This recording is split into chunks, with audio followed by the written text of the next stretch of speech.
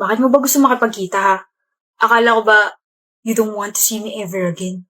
Closure. 2 days ago lang tayo nag-break. Gusto mo na agad ng closure? Wala kang pake. Then ano pa tinatayo-tayo mo dyan, Orin? Umupo ka na. Ano ba sasabihin? Akala ko ba gusto mo ng closure? Oh. Ayan lahat ng mga binigay mo sa akin. Ikip mo o itapon mo na. Wala akong pakialam, Renzo. Binigay ko sa'yo yan. Bakit mo isasauli? Break na tayo eh. Ano pang gagawin ko sa mga yan? I-display pa rin? Oh? Pati mga sweaters ko isasauli mo? Hindi mo na to gagawin pantulog? Hindi na, marami na akong damit. Gamitin mo pa rin. At bakit? Kasi sabi mo mahal mo ako. Bakit? Hindi mo na ba ako mahal? Mahal. Mas mahal kita. Bakit ka ba nakipaghiwalay ha? Nurin, bakit? Kasi nakita ka may kasamang babae. Niloloko mo ko. Ano? Hindi ko man nakita yung mukha niya pero kasabay mo siya maglakad and you were holding some of her things. Yung mukha mo parang nagmamakaawa pa. Humihingi ka ba ng sorry sa kanya kasi hindi mo ako mahiwalayan? Pues tapos na yung problema niya dahil ako na yung nakapag-break. Norin, I can explain. Wala na tayong dapat pag-usapan pa. Norin, huwag mo akong hawakan. She's my prof. I know, right? Huh, left? Huh? I said she's my prof. Tsaka nakalimutan mo na bang med student ako, ha? Malamang marami talaga akong dala. What? I was chasing and begging her kasi ayaw niya tanggapin yung paper ko. Ah, talaga? Ang galing naman. I mean, wow, hindi tinanggap paper mo. I mean, next time kasi wag agad maghihinala para hindi ka napapahiya, babe. Sorry na, okay? Super stress lang talaga ako ng time na yun. Tsaka nung babe ka dyan. Akin na nga to. Ba't ba nasa iyo to, ha? Sa akin to mga to. Binigay mo to. I hope may natutunan ka ngayon. Meron. Hindi lahat ng closure na uuwi sa pagka-close na relasyon. Yung iba nagkakabalikan. Hindi ka na, kain na tayo. Gutom na ako eh. Oh, yung ulo ko. Pabuti na lang at mahabang pasensya ko, Lord. What a surprise, Heidi. You look like a mess. My husband's not here. Baka nang bababae pa ulit. Bigay mo na sa akin asawa mo, Zanea. Seryoso ba? Pumunta ka rito para sabihin lang yan? Hiwalayan mo na siya. Ako na mahal niya.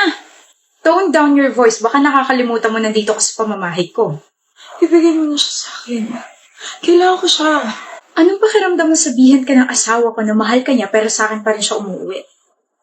Sa'yo siya umuwi kasi wala siyang choice. Sa akin siya umuwi kasi alam niya sa sarili niya na lalo siya nagiging walang kwentang tao kapag kadikit ka niya.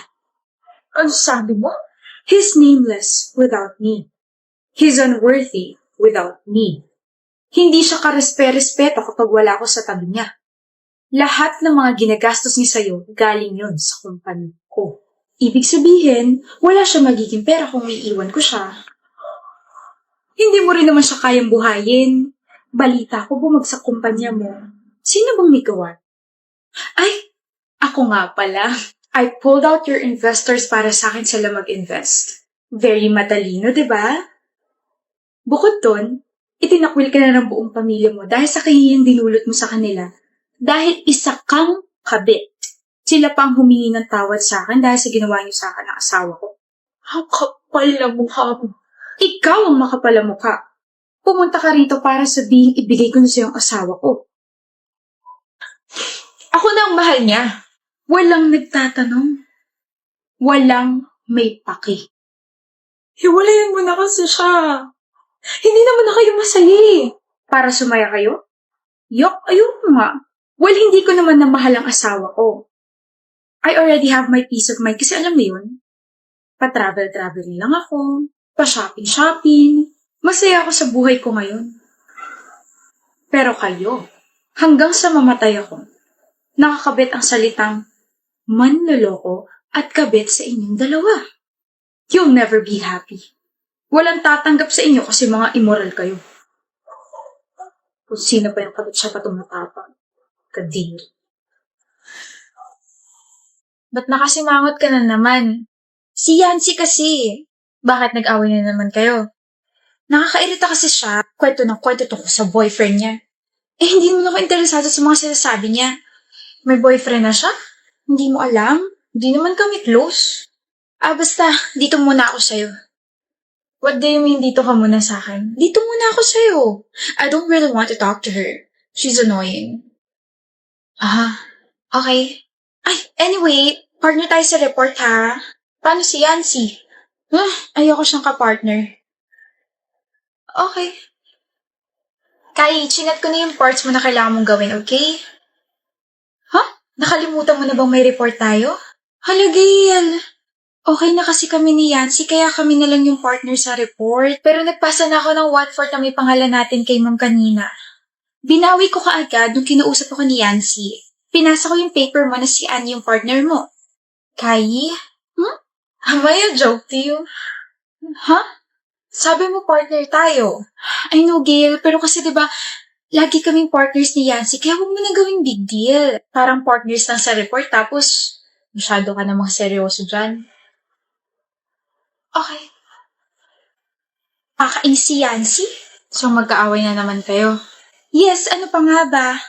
Pinagtalunan namin na hindi niya ako sinipot kahapon. Wait, what? Bago kasi kita niyaya, siya talaga yung gusto ko isama sa gala. But then, she said kasama niya yung boyfriend niya. I'm sorry, pero you mean to say, nagaya ka kahapon kasi hindi ka sinipot ni Yancy? Yes? No. I mean, mag-aaway na naman kayo ngayon, di ba? Kaya mo ako nilapitan ngayon kasi magkaaway kayo at naiinis ka na naman sa kanya. Of course not. Kaibigan kita. Do you even realize na nagiging kaibigan mo lang ako at nag-e-exist ako sa buhay mo kapag wala kang ibang kausap, Kai? Kapag okay na kayong dalawa ni Yancy, wala na. Hindi mo na ulit ako kakausapin. No.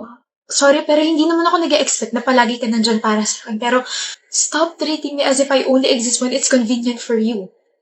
Kiel, I think you can't be friends with someone na kailangan mo lang kapag malungkot ka.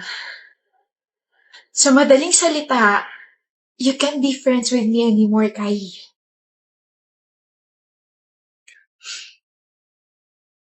Mga pre, di mo na ba kami papakopyahin, Gael?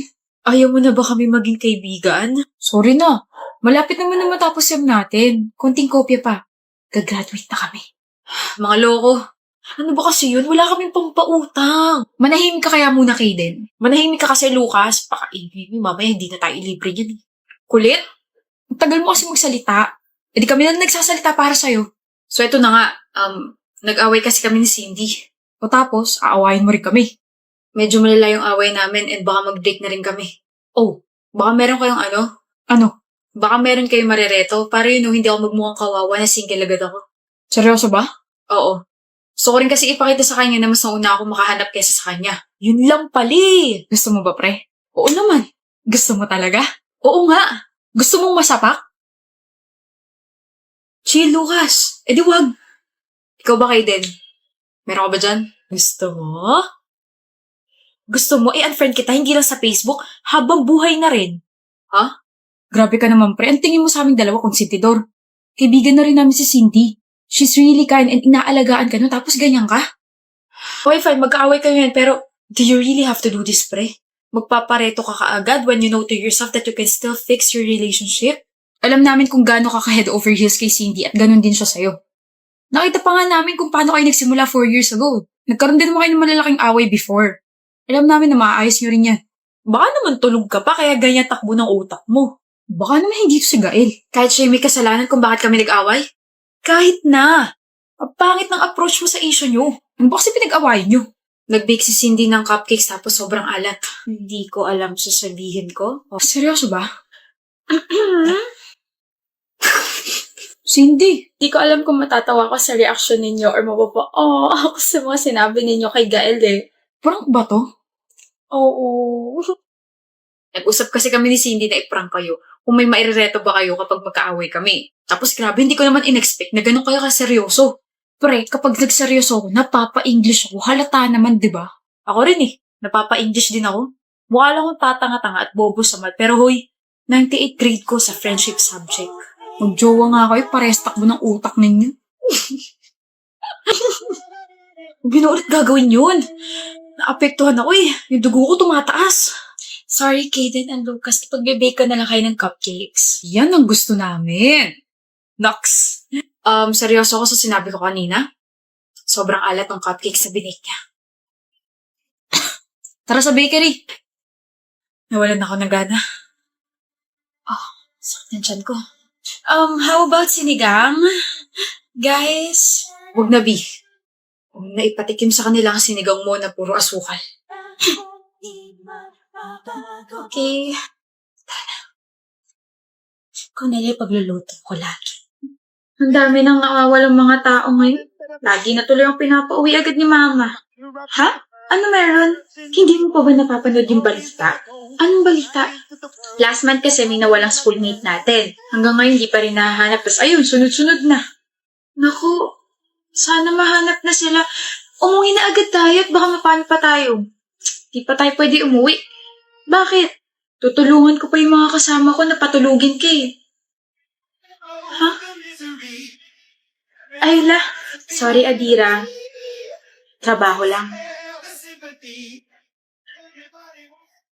No, tapos na. Intense naman itong content na to. Kasabot pala sa krimen tong kaklase niya. Fairness ang plot twist, ha? True to life. Hoy, bakit? Tanggalin mo yung makeup mo. May trabaho na naman tayo. Sino kailangan takpin? Anak ng mayor.